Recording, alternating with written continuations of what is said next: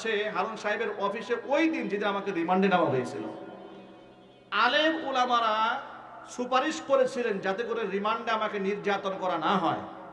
তখন আমাকে এসপি অফিসে ডেকে এনে তখন তার সাথে একটা ফটো সেশন করা হয়েছিল ওই মুহূর্তে আলেম উলামাদের উপস্থিতিতে। ওই ছবিটাই ফেসবুকে দিয়ে বলে হারুন সাহেবের সাথে মাদানী সাহেবের বিরাট সম্পর্ক। কথা বুঝতে পেরেছেন? কোথাকার ছবি, কোথায় নিয়ে লাগিয়েছে? ওর তো আমার জেলখানার ছবি, বেটা রিমান্ডে নেওয়ার ছবি। আরেকটা ছবি দেয় আমাকে জেল থেকে বের করার সময় হারুন সাহেব আমাকে বলে ওই রিমান্ডের দিনে, হুজুর আপনার জামিনের ব্যাপারে আমি সুপারিশ করবো, একটা কন্ডিশন হলো জামিন পেয়ে বের হওয়ার পর আমার বাড়িতে একটা মাহফিল করে দিতে হবে। শয়তান হলে কিন্তু লোক কিন্তু খুব ভালো, ইমানদার জালেম। কি জালেম অবস্থা দেখেছেন? আমার কন্ডিশন দিয়ে বলে আপনাকে জামিন করাবো, শর্ত হলো আমার বাড়িতে মাহফিল করি, মাহফিলে করে দিতে হবে। এরপরে আমি জেল থেকে বের হলাম, দেওয়ানা হজরত আমাকে যোগাযোগ করলেন, খালেদ সাইফুল আইবি সাহেব যোগাযোগ করলেন, এলাকার স্থানীয় উলামায়ে কেরাম যোগাযোগ করে ওই যে ওয়াদা ছিল জেল থেকে বের হওয়ার পরে বাড়িতে একটা মাহফিল করে দিতে হবে, সেই মাহফিলে গেছে। উনার বাড়িতে উনার পাশে বসে আমার একটা ছবি আছে, সব উলামায়ে কেরাম তুলেছে ওখানে ওই সময়। ওই ছবিটা ফেসবুকে দিয়ে বলে হারুন সাহেবের সাথে কি ঘনিষ্ঠ সম্পর্ক।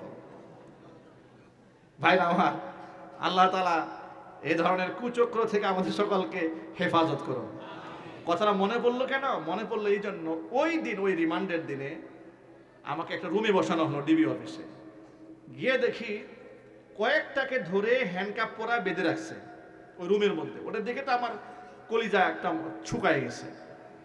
বেঁধে রাখছে, ইচ্ছা মতো পিটাইছে, হাতটা দাগ হয়ে আছে। আর এরকমের টেবিল সামনে, টেবিলে এতগুলো ক্যাশ টাকা, মানে ওনাদের পরিবাররা দিয়ে গেছে। আর কয়েকটা বসে আছে প্রকাশ্যে, এটা তারা হালাল মনে করে নিচ্ছে আর কি।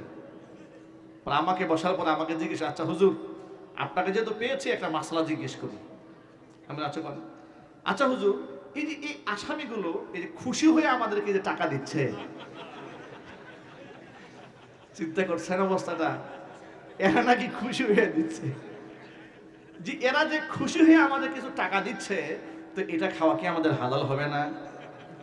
আমরা কিন্তু হুজুর এদেরকে টাকা চাই নাই, এরা খুশি হয়ে দিচ্ছে। আমি মনে মনে ভাবি, তোরে বানলে তোর বউ খুশি হয়ে টাকা দিবে আমাদেরকে, ঠিকঠাক ঠিক বলে।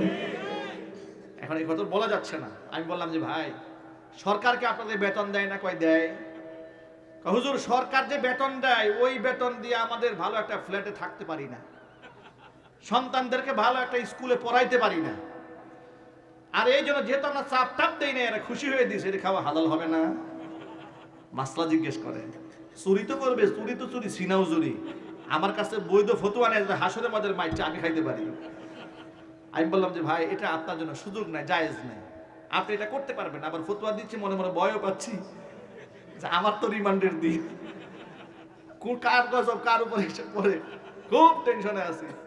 যাই হোক, এটা কেন মনে পড়লো যে ওরা খাচ্ছে হারাম, হারাম খেয়ে ওটাকে আবার হালাল পলিসি করার চেষ্টা করে। আমাদের সমাজের চান্দাবাজরা এই কথা বলে, এত বড় দল চালাইতে হয়, চান্দা ছাড়া কি আর দল চলে?